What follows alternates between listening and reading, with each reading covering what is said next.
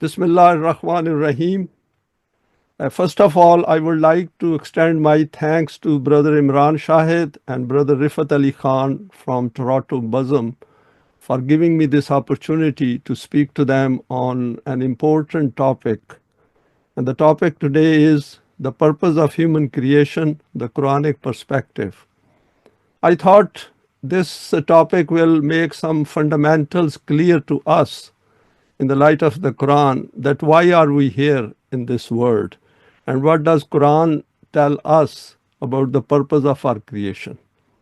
This topic I have divided into three parts. In first part, I'll go over the general points of interest about man, that is each one of us. Then I will go through some aspects of the Quran, and then finally I will go through the purpose of our creation in the light of the Quran. It is an interlinked subject, but I'll try to differentiate between the three. That is the way I will present it. Let us go to the first. What defines a human being? All of us are born as a child with some latent potentials.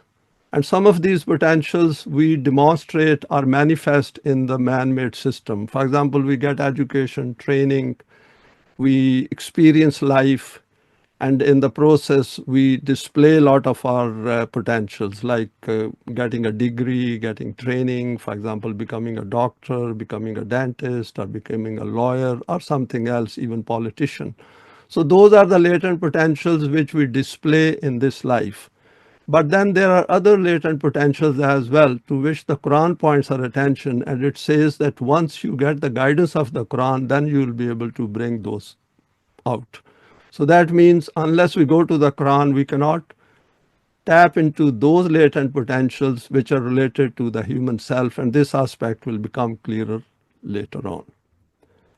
Now, every person wishes to increase his own happiness and minimize his own pain. This is what the modern psychology says. I've read a lot of papers, and they say that human beings want to fulfill their own wishes. And part of their wish is that they would like to minimize their own pain, own anxiety, and increase their own happiness. And this happiness could be cognitive as well as physical. If we ask someone about the success, that how do they define success, we will see that all those who are not guided by the Quran, they will say, they will talk about wealth, they will talk about status, they will talk about family, they will talk about money, they will talk about houses, cars, holidays. So these kind of things, all those means which are related to living this material life. And this is called the materialistic concept of life. So that is important. We should keep in mind once we go through this presentation. Next is that we have no inner guidance, because as human beings, we have choice and intent. While our body is physical, it is animalistic body, because we are born biologically just like animals, but we have cognitive abilities, and we have an I, which is because of the divine energy which is infused within us. And that I gives us sense of identity, and our inner guidance is our own choices. So we use our intellect, we use our own desires and emotions to carry out our day-to-day living. So there is no inner guidance within us. We have choice and intent. We can make decisions and then live by the consequences of those decisions. And very simple, we can test it. For example, animals, at an animal's level, a goat will always be vegetarian, and a lion will eat meat. But in our case, if we feel thirsty, we can go to the kitchen and drink anything. In fact, we can also eat clay and dust, and even put a stone in our mouth. For example, children do it. Next is, due to death, we look for quick returns, because death is a deadline for us. Subconsciously, when we are a bit more sensible in our life, we know that we are going to die one day. And that value, death stays in our subconscious. So we wish to do as much as possible before I die. Whether we accept it or not, death is a very difficult subject to talk about. But it is important as students of the Quran that we should talk about it to figure out why there is death. Why do we die in the first place? And while we have a desire to live without dying. I remember once a presenter on BBC said how nice it would have been that if we had died first and then lived ever after. Whereas Quran gives us that hope that you are not going to die, you will just taste death. We take short-term view as human beings because of inbuilt greed. We are egoistic. We are very strongly opinionated. We like power. We are prejudiced. There are a lot of negative emotions within us as well as positive emotions. And once I went through various research papers, and the total emotions which I came up with at that stage were 300. And all these 300 emotions, then they have their shade as well. For example, if somebody is angry, he can be very angry, slightly less angry, extremely angry, and we come across people who may be angry all their life. Then we have intellectual and reasoning traits. For example, we use intellect to make decisions. And this intellect normally without the Quran works under relative values. If we see the world around us, which is based on pure intellect. So the world of 2025 is based on pure intellect, which is not guided by the Quran. And this aspect we should keep in mind because subsequently, once we come to the Quran, we will see that how Quran guides in this respect. Then we have desires, and these desires arise without us knowing about them, and some of the desires we create. For example, if we already have a car and we see another beautiful car, we have money for that, the desire will be provoked by seeing that new car. Had we not seen that new car, we may not have desire for that. So we can check it ourselves because it is all evidence-based that these desires arise within us because of the environment around us, and some we figure out, some we bring out our own self. Now, a word about human self. What exactly is human self? Human self is centered, in the center is our I, our own strong sense of identity, which does not change as we live our life. And we can check it. For example, when we grow old, our thoughts don't grow old, whereas our brain has grown old. And this sense of identity is very strongly inbuilt within us, and we get it through that divine energy. And rest of the personality or rest of the self-concept is built around us through our own education, training, and experiences. For example, today, this presentation will form part of ourself once it is finished. And we will remember that we attended this particular presentation and who gave that presentation. So that is our sense of self. And our memory plays a very effective role in this because we can recall some of the past events. And in recalling these events as well, we will see that a lot of time we don't remember the time, but we will remember the events. Then is hard problem of consciousness. If we see some of the presentations on YouTube about consciousness, it is a big mystery for modern psychologists, psychiatrists, and neurologists that how do we get this consciousness? And because nervous system is very physical, how do thoughts arise out of it? And then there is another very important aspect over here, which is metacognition. That is, we can think about thinking. For example, all of us are listening to this presentation. At the same time, we are thinking and analyzing it as well. This metacognitive function is only with the human beings, and that is makes us superior to animalistic living. And that is something which is connected to emergent evolution as well, because progressive evolution through which we became human beings, whereas emergent evolution is where we acquired this metacognitive ability, and we will talk about it in some other presentation. Going back to hard problem of consciousness, when I see these presentations on YouTube, I always say that only Quran can answer and solve this problem of consciousness. Because Quran says that this consciousness is given to you for a purpose, because you have choice and intent, and through this choice and intent, you can attain that purpose of life for which you are created, and we'll discuss that in the later part of our talk. Next is we have sense of self-preservation and desire to prolong our physical life. It is kept within us. We want to live forever.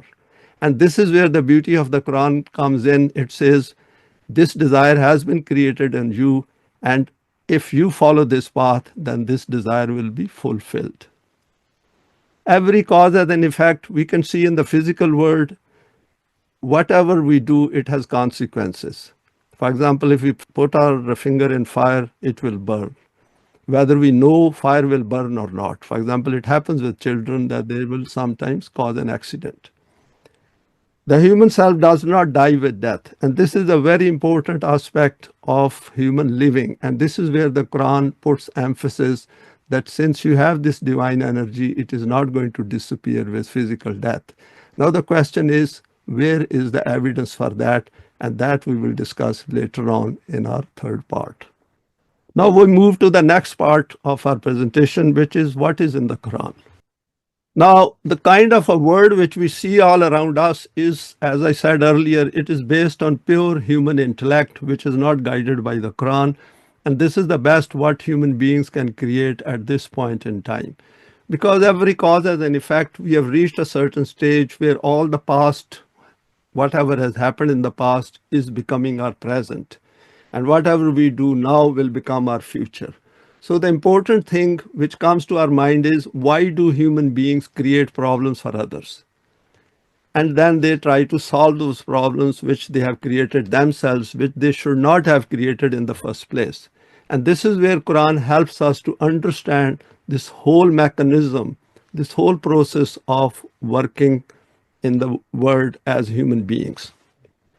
This is another important point, is that the Quran provides us another choice. It says that if you create a world which is based on pure human intellect, that will be the world of man-made systems, and you will have all kinds of problems. If we remember that at the beginning of Surah Al-Baqarah, Quran says, and I'll go through these verses, وَإِذْ قَالَ رَبُّكَ لِلْمَلَائِكَةِ إِنِّي جَاعِلٌ فِي الْأَرْضِ خَلِيفَةً قَالُوا أَتَجْعَلُ فِيهَا مَنْ يُفْسِدُ فِيهَا وَيَسْفِكُ الدِّمَاءَ. And this is a very interesting verse which puts very clarity on human creation. And what it says is that Allah as Rabb told Malaika, that is the cosmic forces, that he is going to create a Khalifa. Normally we say Khalifa. Khalifa is a successor of previous creation. That Adam is going to be created and put on this planet Earth, where all means of sustenance have been already placed. And Malaika, the cosmic forces, replied, and they said that, are you going to put over there someone who is going to create fasad? Fasad is all chaos, wars, conflicts, and everything which is going on in the world of 2025 will come under fasad. And then it says, وَيَسْفِكُ الدِّمَاءَ, that it will spill blood or shed blood. And it's very interesting that if we go through subsequent verses, this is verse 30th of Surah Al-Baqarah, if we go through subsequent verses, there are 7 verses, we will see that nowhere Allah says that he will not do it. So Allah agrees with that, what Malaika had said. And if we see that the Malaika, that is cosmic forces, as of today are witnessing all this going on in the world. But in verse 38, then Quran says, فَإِمَّا يَأْتِيَنَّكُم مِّنِّي هُدًى فَمَن تَبِعَ هُدَايَ فَلَا خَوْفٌ عَلَيْهِمْ وَلَا هُمْ يَحْزَنُونَ. Quran says that Adam was told that there is no doubt you will create fasad and shed blood in the world, but if you get fed up with that, then we will be sending wahi, Allah's guidance towards you, and if you decide to follow it as a choice, so that means it will be external to you. It will not be placed within you. So wahi is external to human living, human knowledge. And what will happen is, فَلَا خَوْفٌ عَلَيْهِمْ وَلَا هُمْ يَحْزَنُونَ, that there will be no fear and no huzn. Fear is from external forces, as well as our inner uncertainties also create fear. And huzn is that anxiousness, that anxiety, that worry of finding a living and how to live this life and all the problems associated with that. That extreme kind of psychological problems which human beings face will come under huzn. So that means, conclusion from this is that man without Allah's guidance, according to the Quran, will create fasad, will shed blood, will create fear in the world, and will create huzn. And all of these four we can witness in the world of today. And that is something we should keep in mind and take from today's presentation if we haven't thought about it previously. That this is the default human position without Allah's guidance. So if we do not come to the Quran, then I'm afraid we will have to live with it. So Quran provides outline of both words. Quran says if you follow its guidance, this is the word you will create, which will be free from fasad, which will be free from bloodshed, which will be free from khawf, that is fear, and it will be free from anxiety and grief. Next point is that the Quran wants man to understand his own psyche without guidance and after acquiring guidance. So obviously, this is our default position which the Quran has put forward before us. Now, what will happen once we follow the guidance of the Quran? And that is a very interesting part of the Quran. And that is where we come to grips with this fact that human beings simply cannot produce anything like the Quran because they don't think like that. And we can see the world which is not thinking like the Quran and what problems they are creating in the world. And that is something which we have to come to grips with and through evidence convince ourselves that Quran, without the Quran, human beings in the world do not have another choice. So for example, all these human beings who are living in the man-made world do not have another choice. And when human beings do not have a choice, what do they become? They become animals because animals don't have a choice. So all those human beings who are living under man-made system and are not exposed to the guidance of the Quran are living without another choice. They only have one choice, to live under the man-made system somehow and then go to the next life. And that is a very sad part of existence. And that is where, as students of the Quran, our responsibility becomes multiplied. And that is where today's presentation will play a very effective role if we come to grips with the importance of our own creation. So what Quran is doing is that it is telling us that if you come to the Quran, you will enhance your own value. You came with a certain understanding, with an unbridled mind, with an unguided mind. And once you come to the Quranic guidance, which you couldn't figure out yourself, you will enhance your own value by understanding all those precepts, all those values which are given in the Quran to create a new world. And I'll come to that later on, how to create that new world.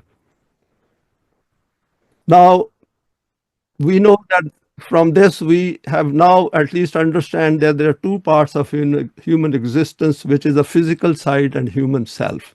And Quran tells us that the human's body and our inner self, which is based on our I, our me. Human body is physical and it follows physical laws. And if we go to a doctor, he or she can very easily tell us that which laws human body is following.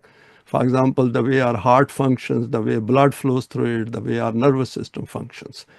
Then we have a self, our cognitive abilities, where we make decisions. The Quran tells us there are laws for that as well. So the Quran makes it very clear that in this world of yours, there is nothing random.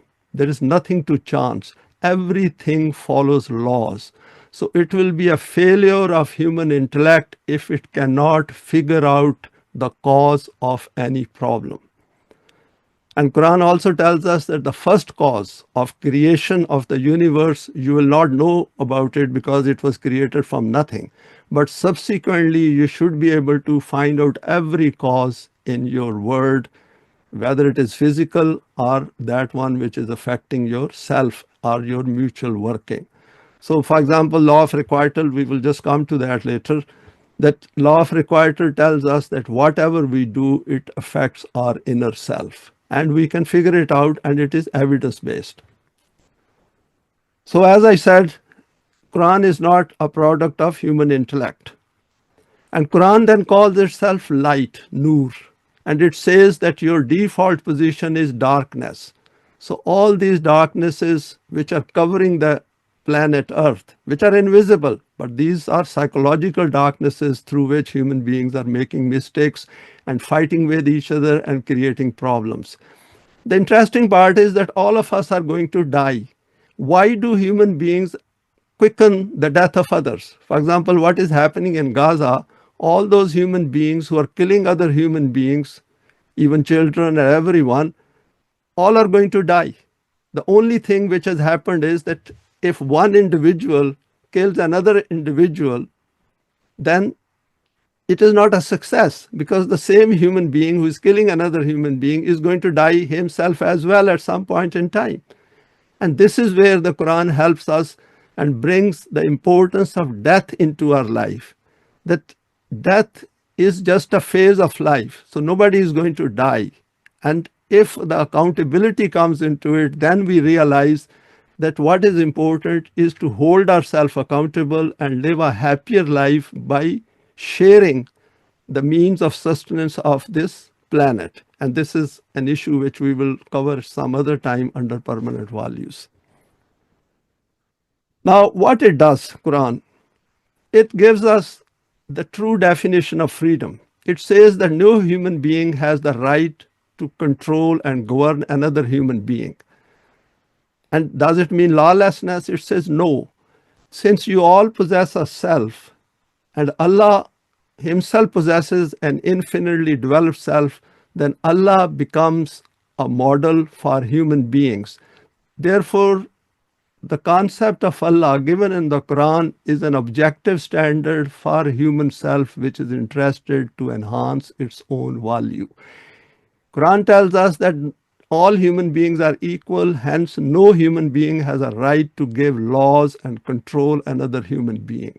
Only Allah, who possesses an infinite self and fully developed self, has the right to provide values and system and divine attributes by following which we can bring out those latent potentials which simply cannot come out under the man-made system. Now, this is a very important point to understand, and we should come to grip with it, because our own freedom is only true freedom when we are following the laws of Allah, that is the system established under the permanent values of the Quran, where no human being has a right to control another human being. That means people who establish this system should not have any desire to control and rule over other human beings. And this is a paradigm shift in human thinking which the Quran is putting forward. And human beings simply cannot think like that without the help of the Quran. That no human being has the right to rule over another human being, whereas all these human beings with an unbridled intellect want to control other human beings, take away their even life, take away their wealth.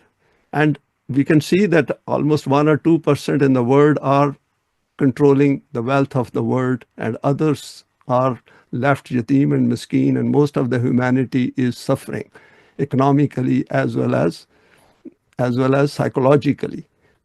This is where the Quran is asking us to bring change within our psyche by going through the Quran. And what will happen? And I'll come to that later on. And for that, it invites us to accept Iman. And this is where now I will quote the verse 256 of the Quran, which can, if we come to grips with this verse, in fact, I will advise that each one of us should remember it by heart just to remind ourselves. Quran says, La ikraha fi din qad tabayyana ar-rushd min al-ghayy faman yakfur bit-taghut yu'min billah faqad istamsaka bil urwatil wusqa la infisama laha wallahu samiyyun alim. That there is no compulsion in deen. It is a free choice for us that which path we wish to follow. And Allah will never influence it. We are totally 100% free to follow any path of life. And of course, under the man-made system, we can only follow one path. But once the Quran comes into it, then it says that both parts of life, that is good and evil, have been made clear to you, and their consequences have been made clear to you within the Quran. وَمَنْ يَكْفُرْ بِالطَّاغُوتِ. So the system of Taghut is the man-made system. All man-made systems are Taghuti system because they are against the laws of Allah. They are based on relative values. They are not based on permanent values. And then Quran says, you reject it intellectually first. So despite being the beneficiary of man-made system, we have to reject the man-made system because it creates imbalances in the world. And then yumin billah, then we accept iman in Allah, and iman in Allah is explained in verse 177 of Surah Al-Baqarah, and we should go through that few times and we will understand that. So iman is the starting point where we start to understand the Quran, that what Quran is putting forward is for our own good and for the good of whole of mankind. So concept of Allah then linked with hereafter, because once the concept of Allah comes into it, and Quran says that once you have accepted iman, then you will realize that the self within you will start changing. And you will realize that there is a life of the hereafter and the life will continue beyond death. And I'll come to that later on in the third part. Another aspect which the Quran puts forward is that there are certain responsibilities which Allah has taken on himself, and those are spelled out very clearly in the Quran, and these fall under muhkamat verses which are muhkamat with established meanings. They are not metaphor. And all those responsibilities Allah does not carry out directly. We should be very clear from the Quran that Allah does not interfere in human affairs. He interferes in human affairs through Jamaat-e-Momineen, those who have acquired Iman after rejecting the system of Taghut. And that is very important for us to understand on this platform as students of the Quran, that once we come to the Quran and accept Iman, then we are volunteering to accept all the responsibilities which Allah has taken on himself in the Quran to carry these out by coming together. And that is why Quran says, Allahu waliyul lazina amanu yukhrijuhum minal zulumati ilan nur. And this is the verse 257 of Surah Al-Baqarah, that what Allah is looking for from the students of the Quran is companionship, that these people then willingly become companion of Allah, and He will bring them out of the darknesses of the man-made system into light.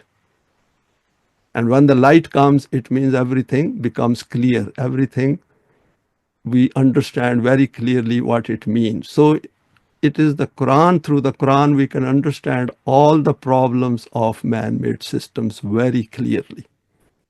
Now next point is, which is we normally hear that people say that where is God, and He is not helping people in Gaza, for example, or in Kashmir or other parts of the world. And we can understand now from this brief presentation that Allah is not going to help them. It is Jamaat-e-Momineen which is supposed to help them. And Jamaat-e-Momineen does not emerge out of the ground.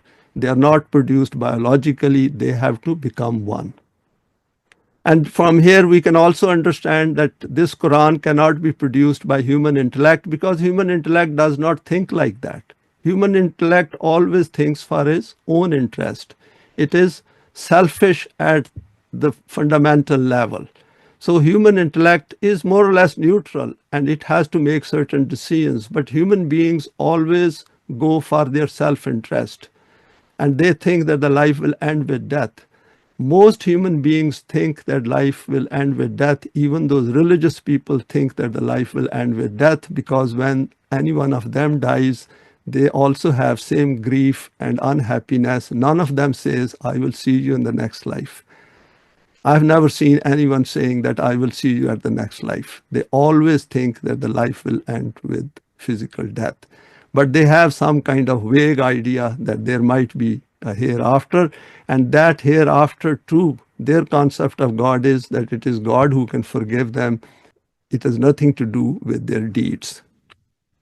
Now, I come to the third part of our presentation, which is the purpose of the human creation. And this is a very exciting part of it.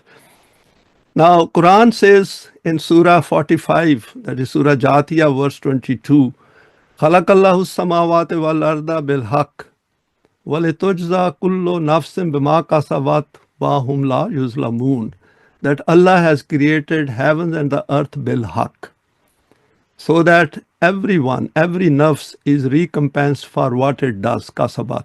Wahum la yuzlamun, and the system is such that in which no injustice can be done. Let us analyze it in slightly more detail because it holds key to understanding the purpose of our creation and what should we do with it. Khalaqallahu samawati, Allah has created heavens and the earth bil haq. Bil haq means which can produce constructive results. For example, just I have taken water, so it is going to produce a constructive result. It will have a positive effect on my body. But instead of that, if I had taken some poison, even unknowingly, then it would have had a batil effect. Batil means which produces negative effect. So Quran is saying that when you follow the Quran, then it will produce positive results, constructive results. And then the Quran also says that whatever is happening in the world, it will take us towards bil haq, whether we like it or don't like it. So whether there are students of the Quran or Jamaat-e-Mu'mineen in the world doing their bit or not, gradually through trial and error, human world is moving towards haq. And we can see, for example, in those areas where human beings are making an effort, they are producing a lot of technology, lot of conveniences for everyone, like aeroplanes and ships and other facilities. But where they are not following Allah's laws properly, they are creating fasad, they are creating imbalances. For example, pollution they are creating, they are murdering people, they are also creating displacements, they have drawn borders, there's a pedophilia in the world, there's a violence, there are divorces, separations, children suffering. So name it, everything is over there. They're producing yatim and miskin right at a fundamental level. And we know that how much emphasis Quran has put forward on the creation of yatim and miskin. In fact, right from the beginning, Quran says, Mimma razaqnahum yunfikun, which means that all the means of sustenance which are provided to humanity, these should be kept available for everyone. Because why do people accumulate? They accumulate because of the wrong system, because of their proclivity for greed and for uncertainty and fear of going hungry or being deprived of economic means. If the system is right, then people will not do that. And when they won't do it, their cognitive abilities will become available for higher purpose of life.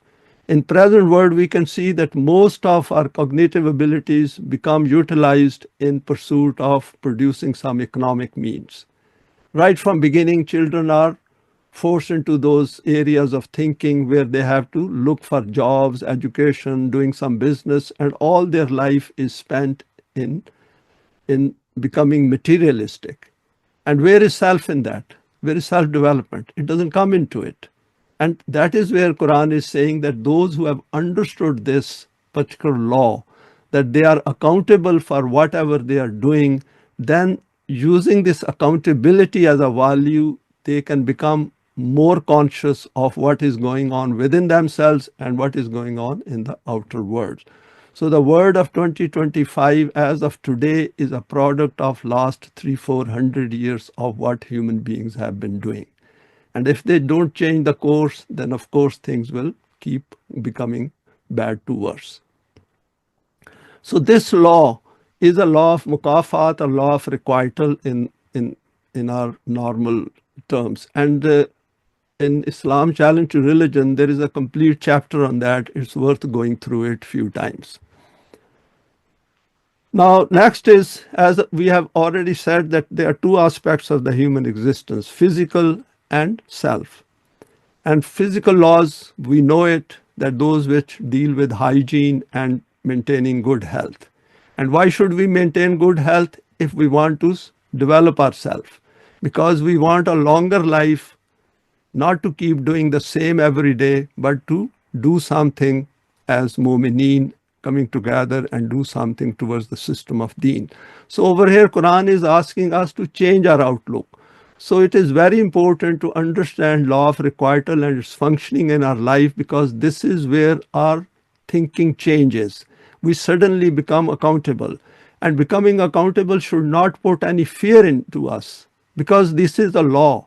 it is like if we know that fire will burn, we will be careful of the fire. And if we know what advantages we can get from fire, then we will be able to utilize it. For example, whole steam power was from fire. And that is important. If we know how the law of requital functions, we should use it to our advantage. Because Quran says that you have a choice to follow path A or path B. But you do not have a choice that you follow path A and you get the results of path B. That is why Quran defines Siratul Mustaqim from beginning to end. And it says that learn this application of Ihdina Siratal Mustaqim, that path which is straight, not cyclical, not going round in circles like reincarnation. And then it says that it is mustaqim because it is well established. It is bound to produce those results which are associated with following this path. Now I would like to say a few words about the meaning of our creation. If we go to the religious world, they say that man has been created to worship Allah. And this is across the board. A lot of religions think like that and they become spiritual, and whole mysticism is based on this, which is not correct according to the Quran. And it is not based on evidence as well, because it doesn't bring any change in the outer world. Then there is also one concept or belief that Allah created human beings to be acknowledged, to be recognized as Allah, as if he needs to be praised. And that is also not correct, because Quran says this book is zikrukum, for your own eminence, for your own loftiness. It is for your own interest. And then also there are certain people who call themselves atheistic, and they are the ones who think that since human beings are defined by the body, there is nothing within them which can survive death. Hence, once brain is dead, they are dead. And this is a terrible way of living life under despair that we are going to die with death. So each passing day is a step towards the death, and one can understand that how much anxiety and uncertainty and fear is created by this kind of living. And then is reincarnation, where they say that we come back in millions of cycles and then we will be somehow attain salvation, which means that under the religious domain, human beings always are making effort to get some kind of personal benefit, personal salvation. Quran says that is not the way, that is not the purpose of your creation. Your creation is that you are given everything, all cognitive abilities, and by holding yourself accountable and by becoming aware of your accountability, you create a new self within you. The first biological self was given, provided by you by Allah. But now all that which is provided to you, you have to create a new self so that you carry out all those duties and responsibilities which Allah has taken on himself. And the beauty of this journey will be that Allah will be available to you all along on this path called Sirat-e-Mustaqim. And then Quran declares it, Huwa ma'akum aina ma kuntum, I am with you wherever you are. And you will see that, and we will see that in the religious domain, hardly anyone talks about it because they are not aware of it. So the process of getting new life includes that we have to become aware of Allah's presence all the time on this journey. And I will come to that how to do it. So now we have taken a step higher than what we were discussing so far. I've said that the Quran has said that you create new life within you. And where is the evidence within the Quran? If we go to Surah Anfal, verse 24, and this is a beautiful verse, we should keep this reference in mind. And Quran says, Ya ayyuhallazina amanu astajibu lillahi walirrasuli iza da'akum lima yuhyikum. That all those who have accepted Iman. Now this is the beauty of the Quran. we should keep in mind that whenever Quran says Ya ayyuhallazina amanu, it means all those who have accepted Iman after rejecting the system of Taghut, have come together, created a Jamaat, and their hearts are now united. And I'll come to that slightly later. And they are now in that system which they have created. The system hasn't materialized yet. It hasn't become physical yet. It is just a thought level exercise. And Quran is saying that إِذَا دَعَاكُمْ لِمَا يُحْيِيكُمْ, that it is that they are calling you to that which will give you life. يُحْيِيكُمْ. All these people, all these mu'mineen already have life because they are biologically alive. They have relations, they have families. But Quran is saying it will give you life. What is that life? And that life is لِيُنْذِرَ مَنْ كَانَ حَيًّا. In Surah Yasin it says that Quran is an admonishment, a warning, an accountability for those man kana hayya, who wish to remain alive, who want to have a new life. And there is, related to that, there is another beautiful verse which is وَمَا هَذِهِ الْحَيَاةُ الدُّنْيَا إِلَّا لَهْوٌ وَلَعِبٌ وَإِنَّ الدَّارَ الْآخِرَةَ لَهِيَ الْحَيَوَانُ لَوْ كَانُوا يَعْلَمُونَ.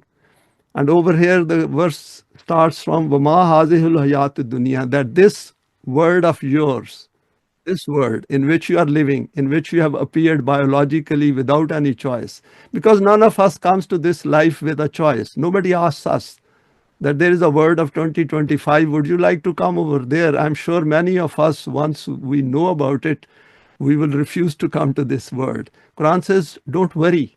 If you come to the Quran, then you will have plenty of choices.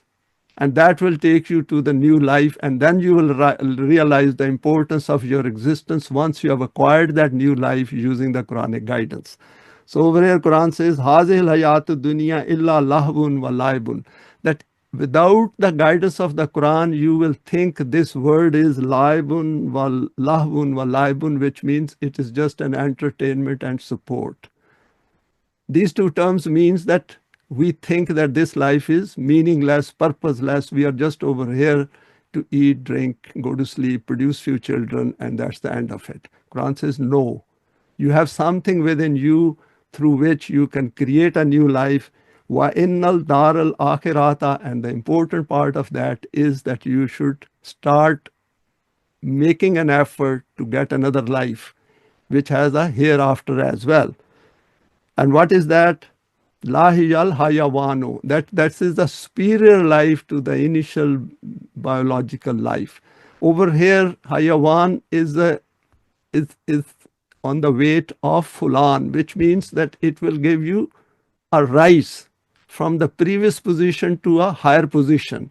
And I will quote over here Surah Rahman. Quran says, Ar-Rahmanu Allama al-Quranu. Rahman is on the emergent evolution. That is something which is suddenly comes up, which gives us boost, which means within this finite life, we can get a new life within this short span of life. So what Quran is saying is that if you start following this path of the Quran and become mu'mineen, a Jamaat-e-Mu'mineen, then you will get new life. You will be able to establish the system of deen. So Ar-Rahmanu Allama al-Quranu, that on this weight of Fulan, Rahman, because Rahim is on a weight of Fa'il, that is slowly it happens on the evolutionary pace. But on an emergent evolutionary pace, we can get sudden results, we can get quick results. So if we make an effort as students of the Quran on this path, using the Quranic procedure, using the Quranic formula, and by bringing life within each one of us and coming together, then what will happen is that the results will manifest right in this world within the finite time period in which we live. That is within a short period of time. And it happened in the earlier era of Islam that within 23 years the system got established, and then it becomes strengthened, and then it spread across the globe. So the evidence is there. The only issue for us is that we are not understanding the formula the way Quran is presenting before us. Now over here I will quote another verse from Surah Al-Imran. Quran says, وَتَعْصِمُوا بِحَبْلِ اللَّهِ جَمِيعًا وَلَا تَفَرَّقُوا, that all of you should, now since you have become mu'mineen, what you should do is hold firmly on to Allah's robe, which is Allah's book. Jamiyan, all together, wala tafarraku, and don't be divided. And that's very important, because if you are divided, you are not following the Quran. So all the sectarian versions of Islam have nothing to do with the Quran because they are divided. And next part is beautiful. وَاذْكُرُوا نِعْمَةَ اللَّهِ عَلَيْكُمْ إِذْ كُنْتُمْ أَعْدَاءً فَأَلَّفَ بَيْنَ قُلُوبِكُمْ. And Quran says, وَاذْكُرُوا, remember that. Remember, Quran says, this book is zikrukum, for your own eminence. So over here, Quran is reminding us that remember, نِعْمَةَ اللَّهِ عَلَيْكُمْ إِذْ كُنْتُمْ, that what ni'mat, what blessing Allah gave it to you when He فَأَلَّفَ بَيْنَ قُلُوبِكُمْ, He united your hearts. So that means by following the Quran, our hearts will be united. But we know that without the Quran, we can say biologically our hearts are united within our own family. But Quran over here is putting forward a higher level of relationship. Grow out of biological relationship, come into the domain of mu'mineen, and your hearts will be united. And once your hearts are united, that means you have now formed a Jamaat. The system hasn't come into shape anywhere. But the first stage is theoretically, logically, based on the formula of the Quran, that your hearts are united now because you have started working together by rejecting the man-made system despite being the beneficiary of that system. And that is, next one is very beautifully explained by the Quran. فَأَصْبَحْتُمْ بِنِعْمَةٍ إِخْوَانًا, that He made you brothers with each other, brother sisters. Remember, when Quran is talking of nafs, it is talking at a non-gender level. It is taking us out of the biological sphere of life. It is saying that all of you have a self, have a nafs. So come out of being man and woman. Now it is mu'mineen coming together, uniting their hearts. So each one, man or woman, are enhancing their value in the light of the Quran by creating a new understanding within them, which is called new life by the Quran. وَكُنْتُمْ عَلَى شَفَاءَ حُفْرَةٍ مِّنَ النَّارِ فَأَنْقَذَكُم مِّنْهَا كَذَلِكَ يُبَيِّنُ اللَّهُ لَكُمْ آيَاتِهِ لَعَلَّكُمْ تَهْتَدُونَ. I will very quickly go over their meaning. What Quran is saying is that you were sitting on the pit of fire and He united your hearts. So that means our default position before coming to the Quran is a position of mutual enmity, mutual problems, mutual quarrels and arguments and dissonances and differences. So without the Quran, we simply cannot be united as a mankind, as human beings. And we can see that in the world. So any one of us thinks that this mankind will become united in their lifetime, forget it. It is simply not possible, because Quran, the creator of man, is telling us through his book that this is the way you people are designed. This is the way you have. You have all those dissonances, inner problems, psychological issues. You have to overcome them. You have prejudices, you have to overcome them. You have envious proclivities, you have to overcome them. You have negative emotions, you have to overcome them. You have desire for accumulation of wealth, you have to overcome that desire and start helping others, start helping the cause of Allah willingly, so that you make a space within your own head for the concept of Allah to get into it, so that you start getting life. And here is another important point. Allah has called Himself Hayyul Qayyum. If you remember verse, I think 255, in which Quran says Allah is Hayyul Qayyum. Allahu la ilaha illa huwal Hayyul Qayyum. And in that, Hayyul Qayyum means that He is living, Allah. Nobody gave Him life, and He gives life.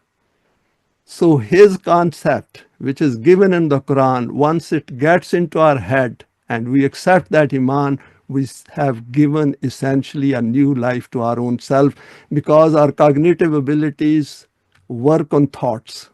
It is our thoughts which develop our consciousness. It is thoughts which give us expanse, which expand our vision.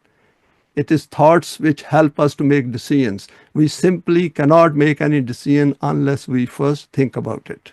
And with that, I'll come to a couple of more verses and then I will conclude. There's a verse in Surah Nur which says, وَعَدَ اللَّهُ الَّذِينَ آمَنُوا مِنْكُمْ وَعَمِلُوا الصَّالِحَاتِ لَا يَسْتَخْلِفَنَّهُمْ فِي الْأَرْضِ كَمَا اسْتَخْلَفَ الَّذِينَ مِنْ قَبْلِهِمْ. وَعَدَ اللَّهُ الَّذِينَ, Allah has promised whom amanu, those who have become Jamaat-e-Mu'mineen, and who do salih deeds, that He will establish them in the land, that the power will come in their direction. A few words about salih deeds. Salih deeds are those which bring out our latent potentials. That it is not charitable deeds. Every action, every decision making which we use with a view of developing ourselves, with a view of strengthening our new life which we have acquired after Iman, will become a salih deed. For example, if we are helping someone, it should be at the back of our mind that why this human being who's equal like me, why he has become yatim and miskeen in the world, that he needs help. Similarly, we can see scales for everything, and we see scales in our life. Some people work far harder than others, so they define different scales. Similarly, we will also define the scale within us after coming to this path, that how committed we are. And if we are extremely committed, obviously all those who are extremely committed will get the results within their lifetime in this world, according to this verse.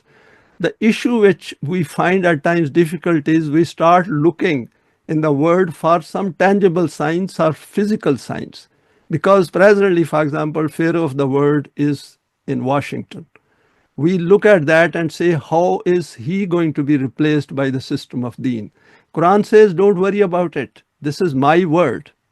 This Pharaoh has acquired power by following the physical laws and by being unjust in the world and by getting all those together who are following him.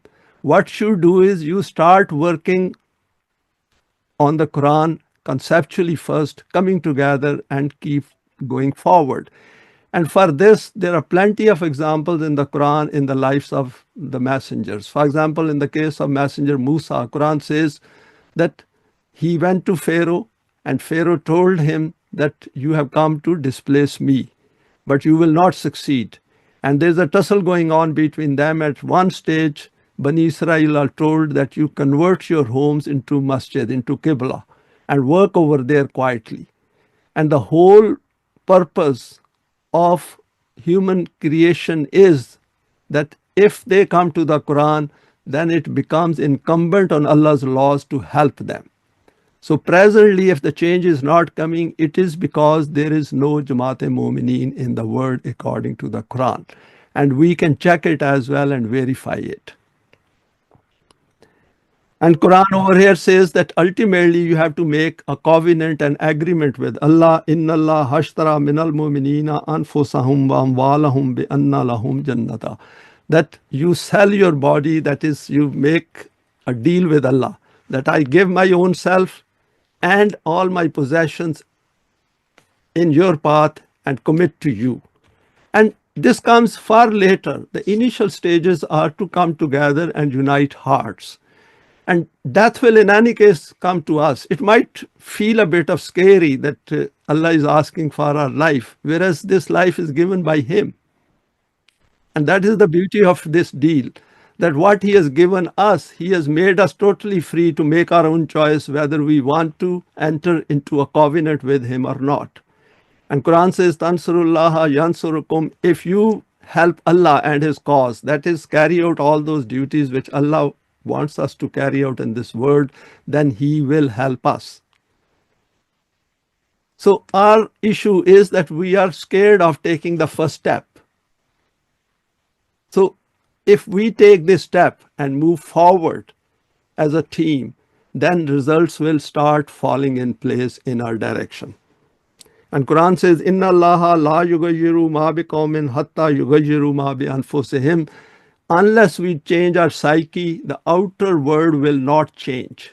This is the law of Allah. And then I will conclude with one verse from Surah Najm, wa anna ila rabbikal muntahaha. And this is the beauty of this verse, because where the attribute of Rabb we know deals with bringing anything in the world which is then guided by Allah. So there is nothing in the world which is not provided guidance.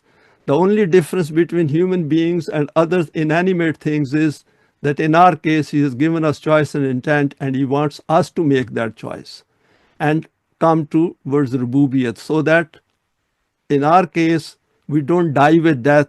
Our life will keep moving forward, keep progressing, evolving forward after death. And the evidence for that is in acquiring new life. Because once we acquire new life after accepting Iman and following Allah's values and uniting our hearts, the change which will come within us will become an evidence that we have created new life within us. And then the success itself, gradually, the first step is, of course, coming together and uniting our hearts. The next step will be that the things will start changing in the outer world.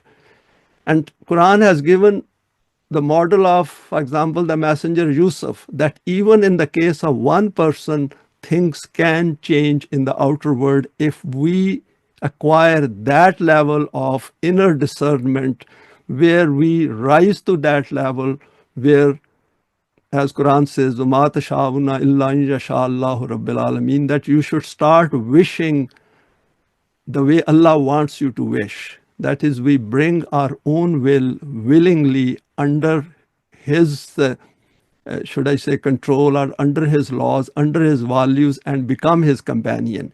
It's just like an employer-employee relationship. What Quran is saying is that Allah becomes your employer by choice, and you become His employee, and then you start working with Him together, and that will be your total freedom from all man-made systems and their problems. While living within the man-made system, it will not be that we will run away from the man-made system. Man-made system will just stay there, but gradually this new life will take us intellectually first out of this system, and then it will take into a new domain.